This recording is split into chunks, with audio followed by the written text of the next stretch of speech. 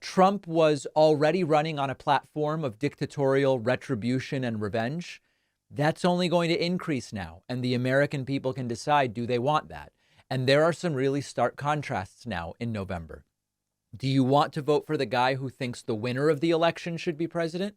Or do you want to vote for the guy who believes the loser of the election should still be president, as Trump tried to do in 2020?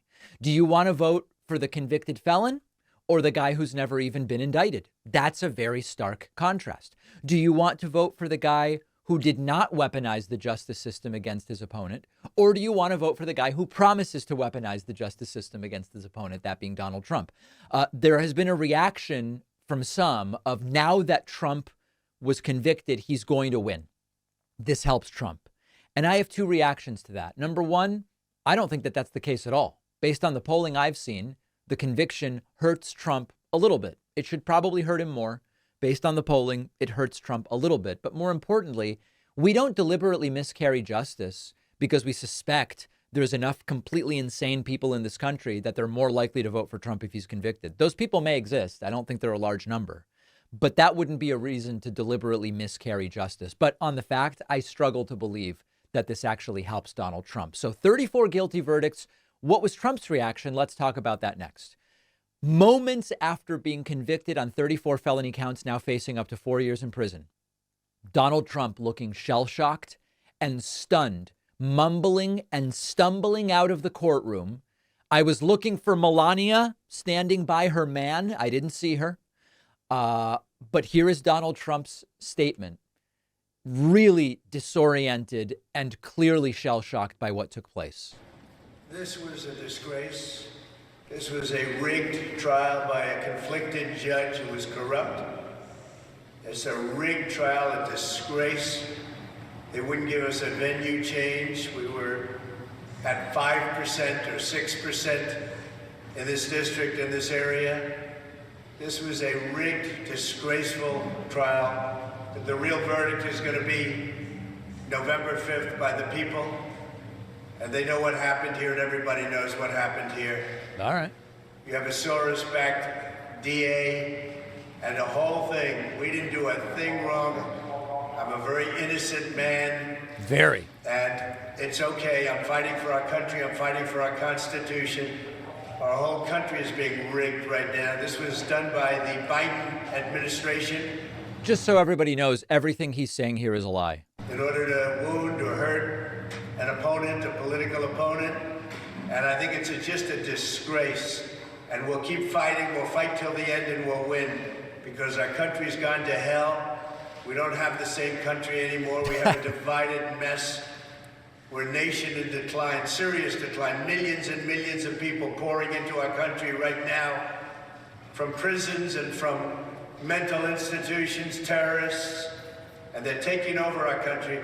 Trump's just been convicted on 34 felonies. This is what he's talking about. We have a country that's in big trouble, but this was a rigged decision right from day one with a conflicted judge who should have never been allowed to try this case, never. And we will fight for our Constitution. This is long from over. Thank you very much. All right. So there is Donald Trump, defeated, shell-shocked, stunned, blaming everyone but himself, and then wandering away from the microphone. I've been looking around for a statement of support from Melania Trump, supporting and defending her beloved husband.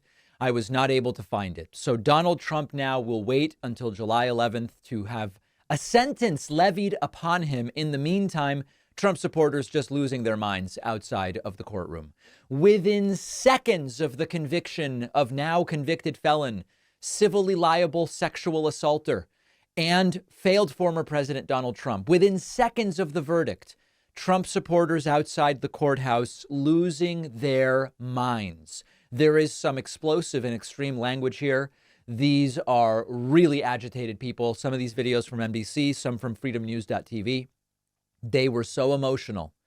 They were unable to maintain any level of calm or whatever. Take a listen to this. And psychopathy possible here. These are all piece of shit. The judge is a piece of shit. Right here. The piece of shit. You just killed our country. You just let them. Bragg is a piece of shit. You're all owned by by China. Welcome to your China owns You're Alvin Bragg. Biden owns You are Alvin Bragg. Mr. Rodriguez. Officer Dillon is rolling in his fucking grave. Rolling in his grave. Officer Dillon is rolling in his motherfucking grave. Wait until we start spitting on you like Columbia University. You just fucking wait. There you go. So levying a number of vague and generic threats. During an NBC News report just outside the courthouse, the reporter actually mentioned that just feet away from her, another group of people was, I mean, listen, I don't know what to call it other than just losing their minds. Listen to this. And the visual is an important component here. You can hear the crowd here. There's a lot of Trump supporters out here that you can hear are very worked up. As I was reading the verdict, I love the phrase that they're worked up. I don't know why I find that to be funny, because it's both one of these. It's an understatement and it's an overstatement with regard to the sort of like validity and soberness of the way that they're worked up. Yes, it's true. They are definitely worked up. Very worked up. As I was reading the verdict, I could hear the crowd emotion growing behind me. I'm only a couple yards away from the area that you can see on your screens right there, sort of the First Amendment area, if you will. It's just a stone's throw away from the press area. Yeah. It's been growing as the day went on. It's growing after they heard that this verdict was coming in. A lot of emotion. As she's describing this, there's a guy visibly shaking and holding a Free Father Teresa sign. Running very high in this city right now. Again, this is the presumptive GOP nominee in the middle of an election year for things that he did, that the prosecution said he did to try to corrupt the last election. A just remarkable scene playing out right here in Lower Manhattan. I just can't with this stuff. Here's another part of that earlier group saying that they will threatening to tear apart the courthouse. Go where you belong. Yeah. Go where you belong. Go where you belong. Get up. You are town daddy. Stay away from us, mother. Get out of here. Get the f*** out of here. You gonna vote for a traitor?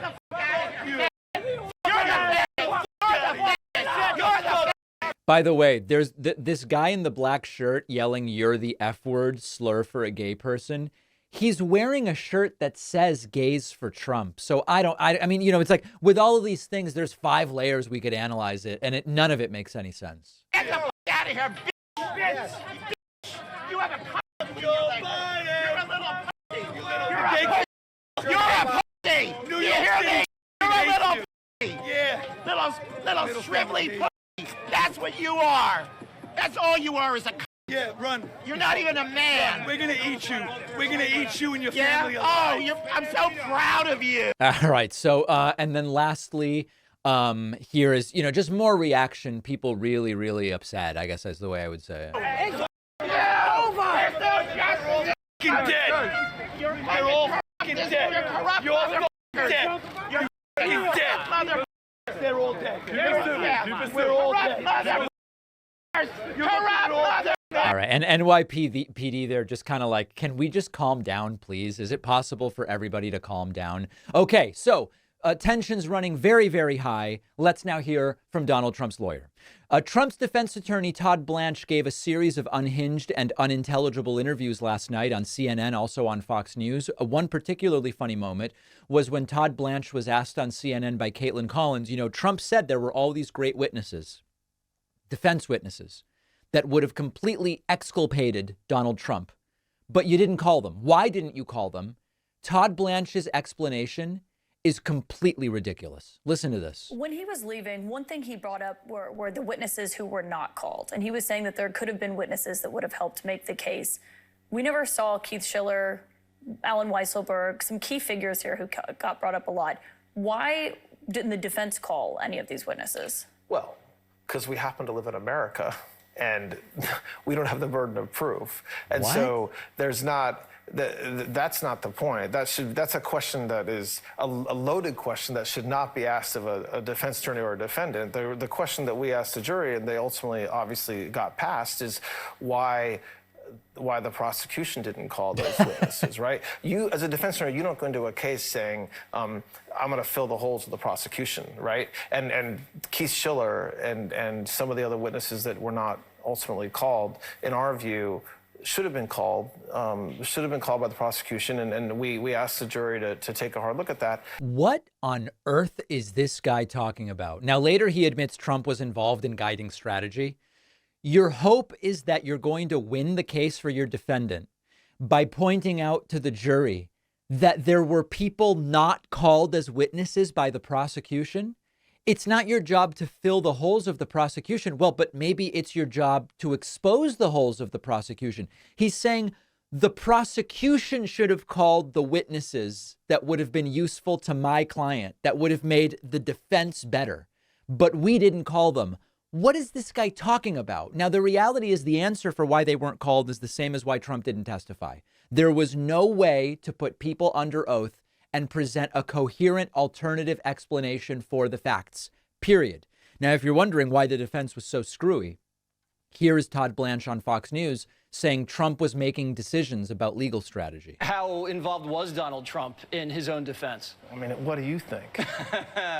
I mean, very involved. And he's a smart guy. He knows what he's doing. He jokingly said to us a lot, sometimes he wanted to be the litigator. You know, he wanted to be the one that was actually arguing because he's a smart guy and he knows what he's doing. We made every decision together. We did. And there were things that he was frustrated with. You know, the judge several months ago, there was we wanted to be able to argue reliance of counsel, that to some extent President Trump was relying on his lawyer. Yeah. Imagine losing all 34 counts for your client and then acting like you and your client together were these brilliant legal geniuses who strategized together. You just lost everything. It's the blind leading the blind here. And imagine Trump wanted to be the litigator. Trump couldn't even be put on the witness stand in his own defense because he would immediately perjure himself and have absolutely no way of explaining the facts in a way that doesn't actually further incriminate him. And we're to believe that Trump would have been able to represent himself as an attorney. It's absolutely absurd. It seems as though we got a very deserved verdict here. And now we wait and we see what is the sentencing on July 11th. Let's take a very quick break. Remember that it's the last day on the Memorial Day membership special. If you missed it and you want the coupon code to get the discount, email info@davidpakman.com. Say, hey, David, give me that code, please. Please. Quick break, back after this. Stop letting governments and corporations control what you can access online. Use private internet access, a VPN, which changes your IP address so you can make it look like your computer is anywhere in the world. And this gives you access to all sorts of content you wouldn't normally be able to get in your home country. Our sponsor, Private Internet Access, is the only VPN fully optimized for streaming and large file sharing, and it is the only VPN to demonstrate legally and technologically they do not record your internet activity. With Private Internet Access, I can watch Argentinian soccer matches not normally available in the United States. I can watch a whole bunch of great shows on the UK and Australian versions of Netflix and Hulu. Imagine turning on your Netflix and having hundreds of new big name shows you can watch. You can use it on all of your devices with just a single account, including your TV. Private Internet Access is so easy. Your great grandmother could use it. You just download it and click one button to turn it on. That is it. Get Private Internet Access for 83% off. That's just $203 a month plus 4 extra months for free. Go to piavpn.com/DavidP. The link is in the description. The David Pakman Show continues to be supported and funded by our members. We make membership cheap, easy, and quick to sign up for. You can sign up at joinpakman.com. It doesn't cost a lot of money, and it can cost even less with the coupon code SAVEDEMOCRACY24. Let's hear from some of the great people in our audience. We do this on Fridays. We do it via Discord, and you can find our Discord at davidpakman.com/Discord. Why don't we start today? And this is only where we're starting. Who knows where we will end? Let's start with Andrew from Utah. Andrew, welcome to the program. What's on your mind today? Hey, David. Thanks for taking my call. My pleasure. My question has to do with Christian nationalism and kind of how the right has continued to push further out and be a bit more bombastic in their attacks. I grew up in Utah. I grew up Mormon and LDS, and statistics that have come out lately show that even Mormons are now becoming a majority in the state, and the state is starting to push away from being religious in general. And I just wonder your thoughts on if the reason the right has become more pushing with like the Christian rhetoric, anti-abortion and whatnot, is because they are kind of like almost like a cornered animal, and they kind of have no choice at this point, either to lash out or just to give up. I'm not sure if that's the case, and I see conflicting data on Mormons in Utah. I see as low as 42% or as high as 61%. So it's actually unclear to me whether Mormons are a majority. And I don't know if some of that has to do with folks who are from Mormon families, but maybe are not officially in the church. I just don't know. But let's assume it's between 40 and 60%. It's certainly a significant portion of Utahns. I don't know if that's the right way you say it. I'm not sure if the Christian nationalism fervor from people like Marjorie Taylor Greene and others comes from them feeling like this is their last shot at it and their backs are against the wall, or if they see an opportunity because of the rise of MAGA. It's very much unclear to me what it is. What I do know is that it's a major, major risk that we have to do everything we can to shut down as quickly as possible, primarily not because of any opinion of mine, but simply because it's not the basis on which this country was founded. I agree. Yeah, I definitely think it needs to be out of politics, and there definitely needs to be that wall of separation of church and state. Just feels like they're doing everything they can just to tear it down while they continue to kind of fall a little less. I mean, I know you've probably seen the statistics of the rising of the nuns or the non-religious are probably one of the highest group that's growing right now as far as in those circles. Would you agree? Absolutely. No doubt about it. That's all I wanted your thoughts on, just if you felt like that was a thing or if you don't feel like that's happening. No, I do. And, the other thing also is that sometimes the religion surveys don't do a good job of getting at separating organized religion from some generic spirituality. And from what I'm seeing, generic spirituality, which doesn't necessarily have to believe in anything supernatural, that seems to be increasing in certain parts of the country in a way whose effect is not yet totally clear to me. So I think there's definitely changing dynamics here, Andrew. The Christian nationalism is part of it. The nuns who are spiritual is also part of it. We'll see where we kind of land in 5 years, Yeah. Cool. All right. Well, thanks, Andrew David. from Utah, great to hear from you. Very much appreciate it. Let's go next to Jack from Minnesota. Jack from Minnesota, welcome to the program. What's going on with you? What's on your mind today? Jack from Minnesota, please. And last chance for Jack from Minnesota. Oh, hello. You're on the air, Jack. Hello? You're on the air. Oh my goodness. Sorry, I had a spasm. I kept saying hello repeatedly. It happens.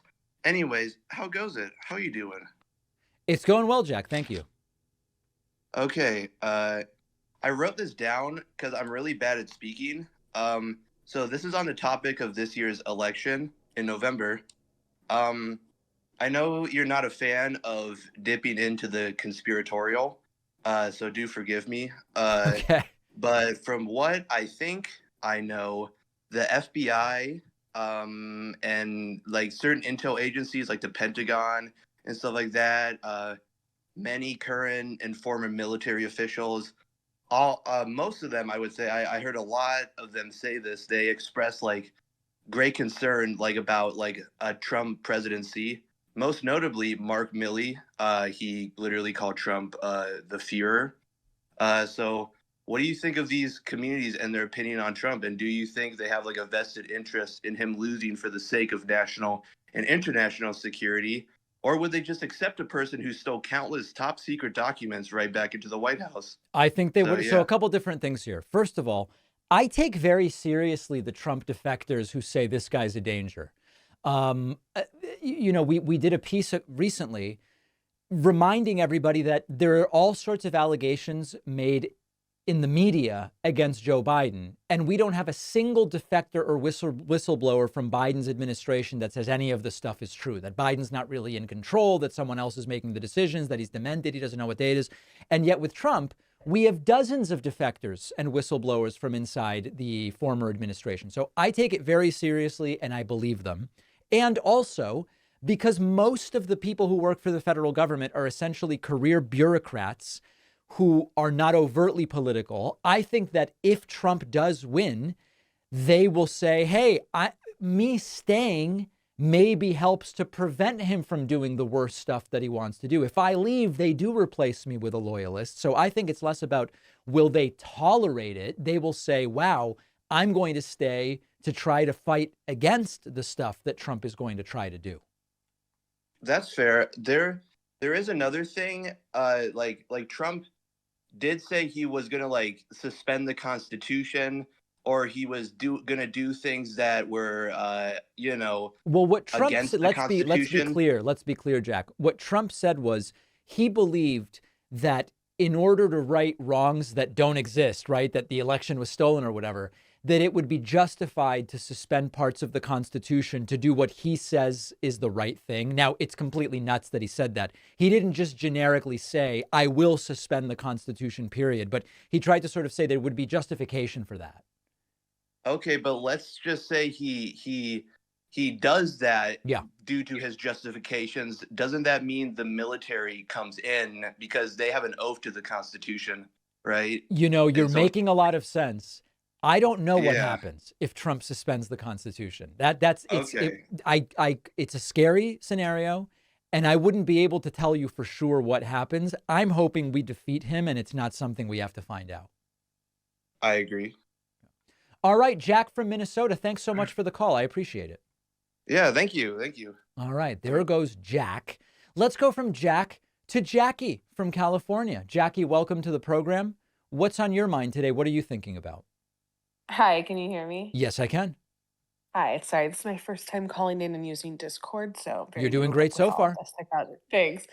So I was just curious about, I noticed when people call in, the ratio of men to women, it seems to skew, that your audience definitely seems to be more male-based. And I was curious if you had the analytics on who your audience is mostly made up of. Yeah, Jackie, this has come up.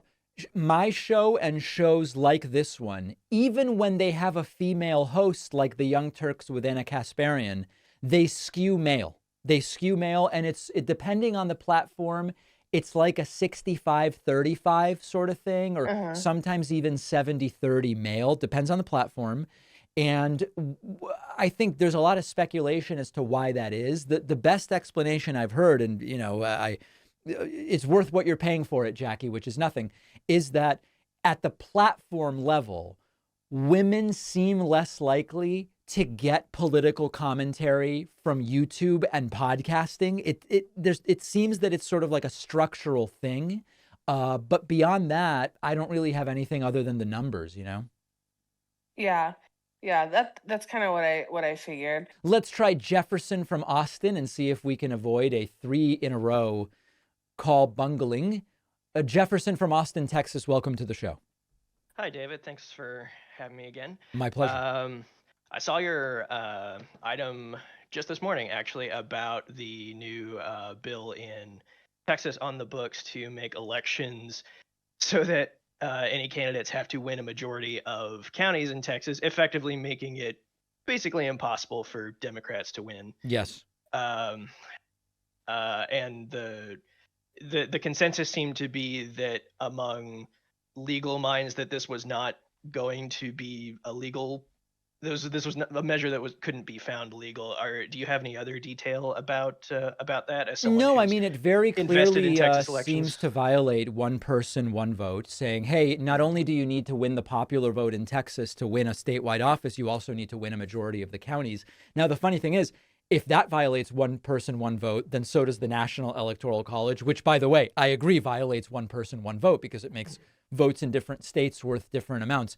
I don't have anything new since we reported the story, Jefferson, other than it really doesn't seem that it would be legal, and hopefully they don't even waste time and resources trying to do it. I would hope so. If it somehow gets passed, I guess the real hope at that point would be that first the state Supreme Court would have to go. Well, I guess I don't know if there's anything necessarily in the Texas Constitution that it would be in violation of, or if it would take a lawsuit to the United States Supreme Court to have that potentially struck down. Or I don't know the lawsuit process that would be required. I'm hoping that Republicans realize this is idiocy and they don't actually vote to try to do it. That's my hope. As do I. Yeah. I appreciate your time, David. Thank you. All right, thanks. Jefferson from Austin, Texas. Always great to hear from you. Let's go next to Ty from Iowa. Ty from Iowa, welcome to the program. What's on your mind today? Hello, David. Can you hear me? Yes, we're not on speakerphone, are we? Oh, I'm using a Blue Yeti mic. Oh, all right. Well, let's do the best we can with it. Okay. Well, I was on here, I don't know, a month ago, and I'm so sorry. I forgot, not forgot, but I basically said I'm going to vote for Biden, but I didn't say that I agree with him on everything. And you said, what? And I didn't hear that. So I guess just it mostly has to do with the Palestinian conflict. I mean, so I was really on the side of Israel, from the start, and I thought it was kind of weird when people were supporting Palestine when Hamas did something so bad. But then I look into the deaths of how many Palestinians have been killed. I think it's 30 something thousand, Now I kind of see where people are coming from, but I definitely still think people should vote for Biden just because I don't think Trump would handle it any better, probably would handle it worse, so. Right. That what you're saying makes a lot of sense to me, Ty. Yeah. And I was actually in Atlanta, on 420, actually, because it was Record Store Day. And there's someone in line that was giving out little pamphlets. And they said, this is an alternative to Biden where you can vote for Socialist Party or something like that. And when they came up to me, I said, well, I really don't want another Trump presidency, so I'm just going to vote for Biden. And and what did they say? They just walked off and just went to the next person. Yeah, listen, this for me, everybody has to, I can't tell you what to care about, Ty, right? I can't tell you what your moral compass should be. For me, this is not an election to mess around with anything that could get Trump elected, especially given the things he's admitting he's going to try to do. I would be very scared about the things he's smart enough not to admit also. Yeah, that makes sense. Yeah. All right, my friend Ty from Iowa, great to hear from you again. Let's take the quickest of quick breaks and then come right back to the phones and talk to some more people. So hang on. Don't forget that the best way to support the David Pakman Show is by becoming a member, which gives you access to the daily bonus show, the regular show with no commercials. You also get access to our entire archive of every episode dating back a really long time, and plenty of other awesome membership perks. Go to joinpakman.com, joinpakman.com. All right, on the Friday show, we hear from people in the audience through Discord at davidpakman.com/Discord. Let's go to Vince from Wisconsin. Vince, welcome to the program. What's on your mind today? Good morning, David. Can you hear me? Yes, I can. Perfect. I have two very brief questions. My first concerns reading. So what advice would you give to people who have fallen out of reading for a while to sort of get back into it? Number one, find a book that's genuinely interesting and doesn't feel like a chore to read. And number two, carve out, even if it's 5 minutes, this is all it takes. Even if you can carve out 5 minutes a day and say, I will read 3 pages a day, just start with a book you like and 5 minutes a day. You just got to start. That's the only way. Okay. And what do you do to get off the phone and the computer? What advice do you have for that? I would employ something like Cal Newport's, if this is a struggle for you. This is not something I really struggle with, but for people who struggle with this, I would employ what might be called the phone foyer method, where when you're home, you have some place where your charger is. It could be in your foyer, right? I mean, most people at this point, does anybody have a foyer anymore? But somewhere, maybe it's in the kitchen or your charger's there. You plug in the phone and you leave it. And then this is the crazy thing. You walk away and you read the book somewhere far from the phone. If someone calls you, you'll hear it. You won't miss the call. If you feel like, oh, I need to look up something, do I really need to look it up right now and walk all the way over to the phone? Or can I just look it up maybe when I'm done reading and leave the phone connected in your proverbial foyer and only go over to it when you actually have something to look up? Okay, that's a pretty smart idea. Yeah. My second question is, when are you going to do another members town hall? We have to do it soon. You know, I've fallen so behind on everything because honestly, just having a toddler, that's really it. I was able to do a TikTok live earlier this week. I'll be streaming the debate with Trump and Biden in a few weeks. And in between, I want to do a member town hall. I want to do some more live streams, TikTok, YouTube as well. So hopefully soon, and we'll certainly announce it when it's scheduled. Okay, so it's kind of on the radar. It's kind of in your mind. Oh, absolutely. Absolutely. Perfect. That sounds great. Oh, thank you, David. I appreciate it. All right, Vince, great to hear from you. Really appreciate it. Let's go to Ryan G. from Colorado Springs. Ryan, welcome to the program. Hey, David, can you hear me? Yes, I can. Okay. I'm going to offer you a series of like hypotheticals. I know they're your favorite questions, but I think they're kind of relevant. Okay. So, so Joe Biden is the presumptive nominee, right? And he hasn't been certified by the Democratic convention, right? That's true.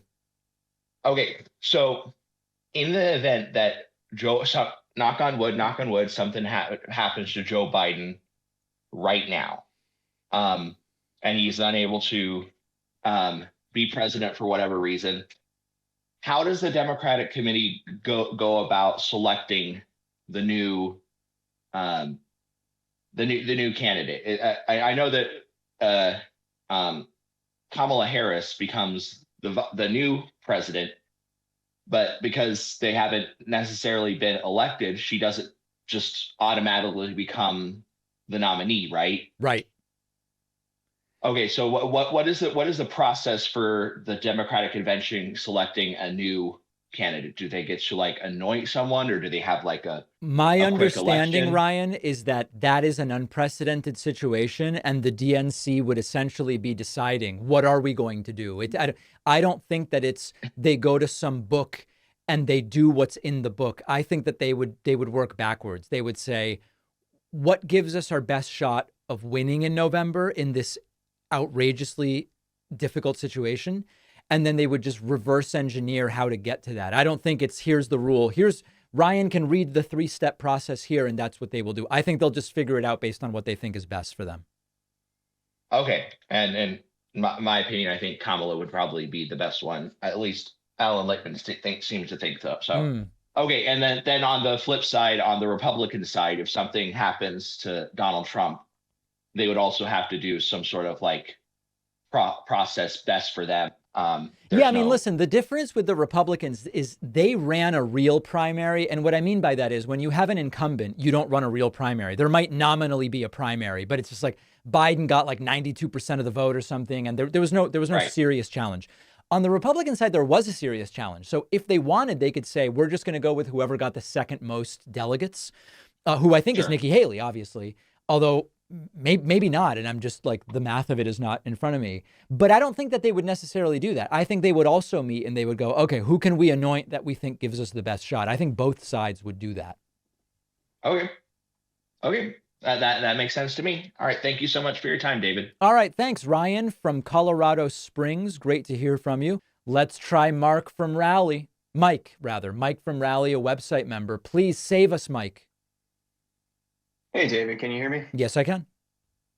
Well, thank you very much for letting me on. I'm Pleasure. hopeful I can save things here. I wanted to ask you about school vouchers, something that I've not heard you bring up too many times on the podcast before. I live in North Carolina.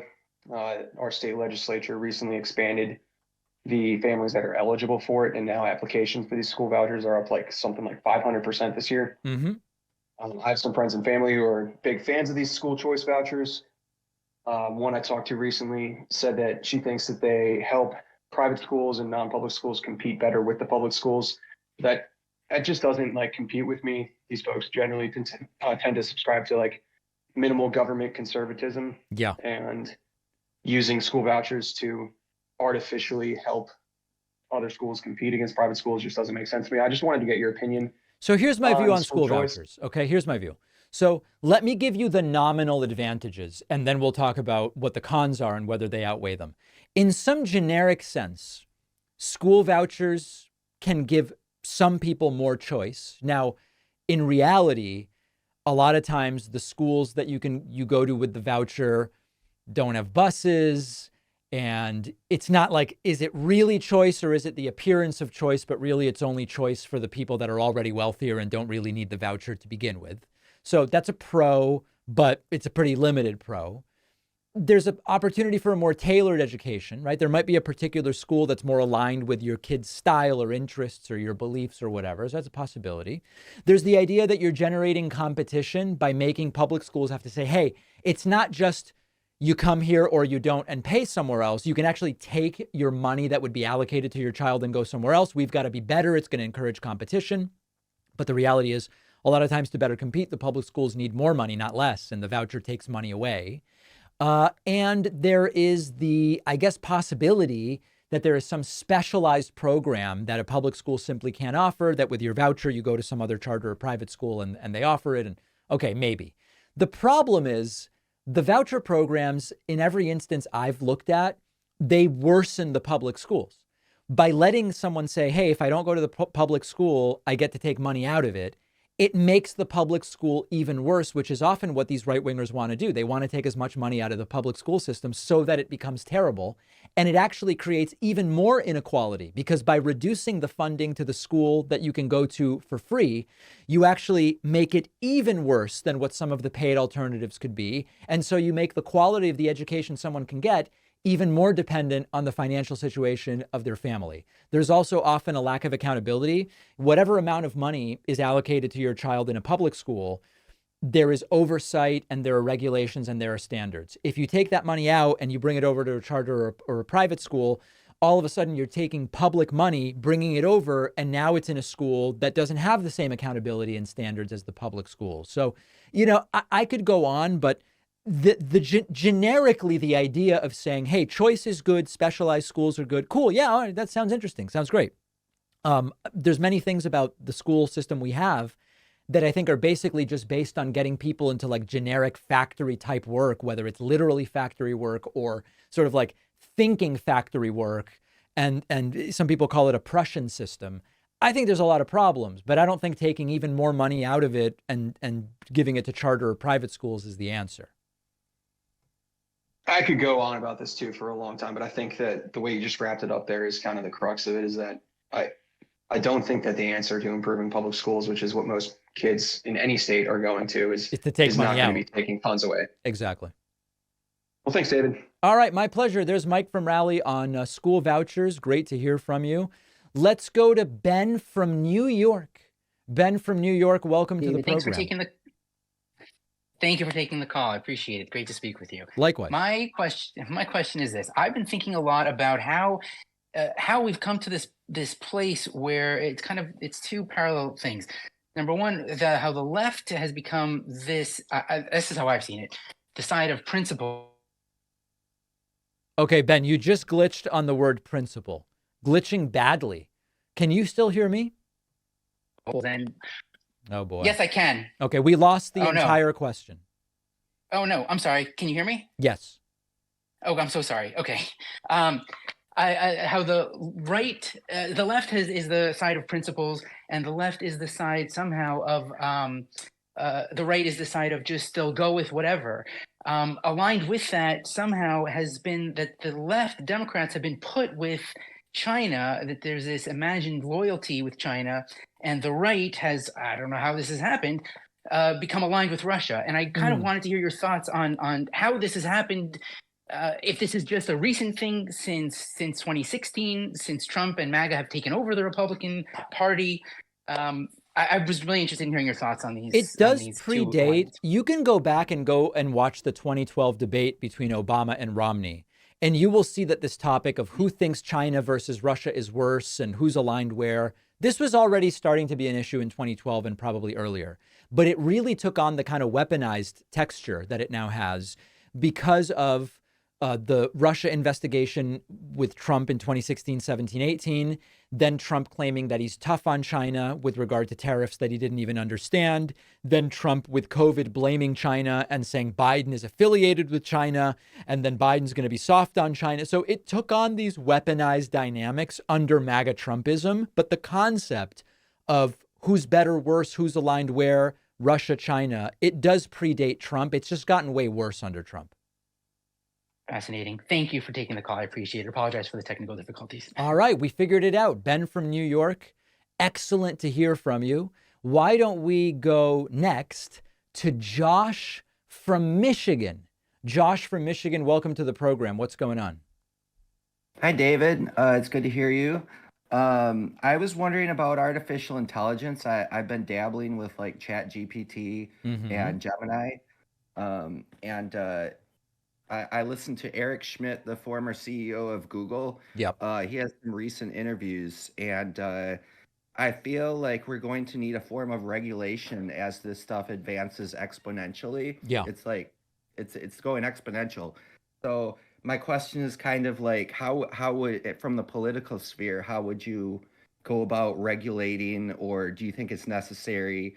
Eric Schmidt thinks that we'll have like bunkers with nuclear powered data centers guarded by machine guns to protect against like foreign adversaries and whatnot. Well, listen, we may. Here's my thought on this. I would turn to the experts on this stuff. And one interesting book on the regulation, like what would we regulate exactly?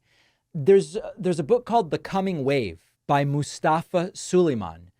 And it delves into a lot of these issues, but exactly what a regulatory framework might look like. I would just defer to him, because there's no way I will be able to lay out in this context, since it's not my area of expertise, exactly the way I would regulate AI. But I agree with you wholeheartedly that this is happening. The idea of just stopping this seems like a waste of time. We should accept that it's happening, and we should figure out how to best regulate it. Something we probably missed when it came to social media. There were people saying, no, this isn't going to happen. We're going to stop it. It's not. And then we missed properly regulating it. We shouldn't fall behind again when it comes to AI. Our ability to stay on top of it, of course, depends on our engagement with it now. But I would check out Mustafa Suleiman's book, The Coming Wave, and you can even skip specifically to the chapters on AI regulation. Cool. Thanks, David. I own that book. I skimmed through it a little bit. And that's a great recommendation. I'm also looking forward to Ray Kurzweil's new book coming out this summer. And there's a book with Eric Schmidt and the foreign guy that just died. He was like 80 or something, worked for Nixon. Yeah, it's an Eric Schmidt book. And I'm really looking forward to those and just seeing how this rapidly advancing tech will affect our political sphere and governance, and if we'll even need a leader in the future. You know, the AI might be so powerful that it will make the best decisions and will sort of be protectorates of the state. That's an optimistic view for sure, Josh. I look forward to seeing what happens as well. Thanks, David. All right, Josh from Michigan on AI regulation. Let's hear from a sponsor or two. We'll take a very quick break, and don't worry, we will take calls again. If you value what we do at the David Pakman Show, remember to support us on Patreon. Go to patreon.com/David Pakman Show, where you can get access to behind the scenes videos, the daily bonus show, the commercial-free daily show. You can support the show for as little as $2 a month. Check it out at patreon.com/David Pakman Show. All right, it's time for Friday feedback. You can email info@davidpakman.com if you have anything you'd like to say to me. I have a bunch of stuff to read. Some of it's negative, some of it's positive, some of it's trolling, some of it is ambiguous, some of it is delusional. Let's just get right into it. Douglas Dingwall has one of these, and how did all of this happen, sort of moments. Douglas says, Biden has destroyed the future of young people. If you want a shot at the American dream and Biden gets another term, you can kiss goodbye ever buying a home and raising a family. Why? What's this person talking about? How did Biden do these things? Which metric shows that Biden did this? What economic policy was able to achieve this? They never say. Douglas goes on. David Pakman doesn't give a crap about young people or anybody else, as long as he's got his. He is here because he gets paid by the DNC and other leftist organizations. I do not get paid by the DNC, and I do not get paid by any leftist organization. People have been accusing me of this for over a decade. No one has been able to provide any proof. Please provide that proof. And if you do, I will apologize and eat my microphone. He goes on. He gets his daily talking points and never strays from them. No one sends me talking points. That would require thinking for himself, and he's now a family man, and he can't risk losing his paycheck. What else is David Pakman qualified to do if he were to lose this gig? I'd probably end up running some financial services company or a tech startup or working in renewable energy or becoming a investor in alternative energy technologies or I don't know what I would do if I lost this job. All right. So anyway, Douglas, very, very clueless there. A number of unsubstantiated claims. Whitey, oh boy. Whitey says, you're wrong, always the wrong you're. You're a delusional communist Fruit Loop. Under Trump, no war, secure border, wrong border, and a solid economy, and the justice system wasn't weaponized. Under senile Biden, a weaponized justice system to attack political opponents, Trump, conservative voters, Catholics, Christians, Jews, parents, and pro-lifers. Biden's intentionally funding both sides of wars around the world, Ukraine and Israel, to profit off money laundering. There's no evidence for any of this, by the way. This is a deeply, deeply disturbed person. He continues. Biden's has intentionally allowed an invasion of America. To steal illegal votes in future elections, that's treason. There's no evidence of that either.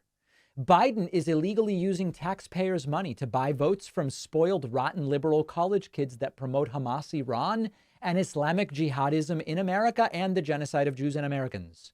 Biden has sold classified information for profit, including influence peddling through his junkie crackhead son and the rest of the Biden crime family. Are there more lies or grammatical and spelling errors here?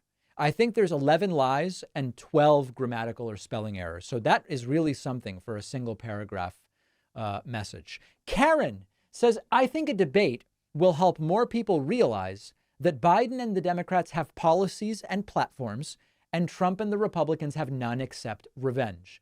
You know, Karen, I wish that that's what a debate would help people realize. I worry that people will watch the debates and actually not learn anything about that. And it will just be about who had the one-liners, who had the zingers, who made the other candidate look the stupidest. But there are still people writing to me saying Biden will be dead before the debates. These are the same people who were saying he'd never make it to January's inauguration in 2021, mind you. Here's Anthony Casanelli, who says Biden won't make it to the debates. He's going down and will be replaced. Mainstream aren't running cover for him like you are. There are signs he's getting pushed out. David, Biden isn't likable. His stand-up comedy sucks. It's not funny or entertaining. We have issues in this country and people aren't in the mood for comedy from our president. You know, in 2020, they said Biden will never become the nominee. When he became the nominee, they said Biden won't make it to the debates against Trump. Then they said Biden won't make it to Election Day. Then they said Biden won't make it to Inauguration Day. Now they've said Biden won't make it to the State of the Union. Biden won't make it to the 2024 primary. Biden won't make it to the convention. Biden won't make it to the debates. Biden won't make it to Election Day. I will grant you that statistically, from an actuarial perspective, if you are in your late 70s or early 80s, the chance that you die is higher than if you are 37 years old. I grant you that. Statistically, that is true. Beyond that, all of these people have been making the same prediction for 5 years, and they've been wrong every time so far. And the idea that there's a plan to replace Biden, there's just no evidence of that. No evidence at all. We did a poll on the David Pakman Show YouTube channel about the topic of performance-enhancing stimulants. Trump has accused Biden of using stimulants. Many people who know Trump have accused Trump of using stimulants. 120,000 of you voted. Think of that. 120,000 of you voted. 46% of you believe that Trump is the only one on drugs. 8% of you believe Biden is the only one on drugs. 28% of you believe that both Trump and Biden are on drugs. And 19% of you believe that neither are on drugs. I don't even know how to interpret these results other than to say, among my audience, 36% total, about a third of my audience, believes Biden is on some kind of drug. I think the next question would be, which drug? Which drug? Douglas, again, says David Pakman is the ultimate drama queen. To David, everyone except him is unhinged, a rant, a humiliation. This one is tragic. You know, maybe you need a little humiliation in your life. It might make a man out of you. Well, Douglas, it doesn't seem to have worked with you, so I question whether it would work with me. And then just one more from Douglas. We're including a couple of these just to show you how this guy's just completely obsessed. Douglas coming back and saying, David Pakman is calling Mitt Romney reasonable, but there is no way in hell paid leftist propagandist David Pakman would ever vote for him. David is just trying to portray himself as reasonable. Well, it's always, what are my options? Between Obama and Romney, I voted Obama. That's true.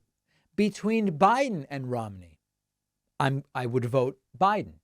If it were Trump versus Romney, I'm voting for Mitt Romney every single time if that's the choice. So I would never vote. Who are the options? Who are the options? Douglas goes on to say Romney is jealous. He never achieved anything near what Trump did. If Romney were the Republican candidate, David Pakman would be slamming him. That's what David gets paid to do. He gets his talking points. He runs his mouth. He's far from an intellectual. All right, well, listen, if it's Romney versus Trump, I'm voting Romney. That I can tell you. Sam Johnson says on the topic of purity tests, there's nothing wrong with having a purity test. This kind of thinking is why third parties don't get as many votes. You should always vote for the candidate whose policies you agree with, not this lesser of two evils crap. Listen, everyone can use whatever system they want to determine who to vote for. I don't impose my system on Sam or anybody else. When someone calls in and says to me, David, I'm so mad at Biden for what he's doing in Israel and Gaza. Let's assume the caller even knows what's going on there. Half of them don't, but let's assume they do. They say, I'm thinking of voting for Jill Stein. Some people would say, I only am going to consider whose policies are closest to mine. That's the only thing I will consider. If Jill Stein's policies are genuinely closer to yours than Biden's, then under your standard, you would vote for Jill Stein. Fine. Other people would have a different view. Some people might say, I look at who really has a shot and figure out who's better among those options. Because Jill Stein's not going to be the next president of the United States. Oh, I'm looking at the polling. I'm looking at common sense. The next president will be Biden or Trump. I don't want Trump to be president. So I am going to vote in accordance with making damn well sure that that doesn't happen. And thus, now the Jill Stein vote is no longer the right vote. Because if I vote for Jill Stein, that denies Biden the margin, or could deny Biden the margin he needs to defeat Donald Trump. I might be helping Donald Trump. Some people are comfortable with that. So, when Sam, there's nothing wrong with purity tests. Well, Sam, you don't get to tell others whether there is or isn't something wrong with purity tests. You don't get to tell others what the right rubric is for determining who you want to vote for. People can decide for themselves. And it sounds like with Sam doesn't care if his actions get Trump elected into office. Other people do care. Many of them have been calling me, in fact, and we've been having pretty productive conversations disabusing them of this idea that, I might write in someone or vote Cornel West or whatever. Now, as it happens, for me, when I look at the candidates this year, it's an extra easy choice because I agree with Biden the most. Look at the way Biden is legislated, the most progressive presidential term in how long? Jill Stein's alliance and friendship with Putin, where she sits at a table with Putin and repeats those talking points, it's not interesting to me. It's not, well, I just love Jill Stein and I have to vote for Biden. I look at Jill Stein and I look at Biden and RFK and Trump. Biden's the one I agree with the most, and I want to deny Trump the presidency. It's really easy for me. It's really that easy. So figure out what is the goal of voting for you and use that to then determine what the right choice is. And what the way I figure it out may be different from the way Sam figures it out. All right, info@davidpakman.com. We've got a great bonus show coming up for you. Make sure you're signed up at joinpakman.com. Otherwise, I'll see you back here on Monday.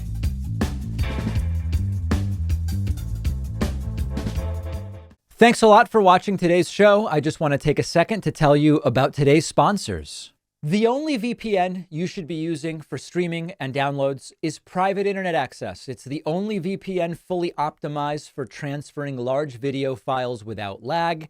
And it's the only VPN to demonstrate legally and technologically that they have no record of your internet activity. This is once and for all the VPN whose mission is actually about privacy and giving you real freedom online. And I believe it's something everyone should have. You'll get 83% off. That's just $203 a month plus 4 extra months free at piavpn.com/DavidP.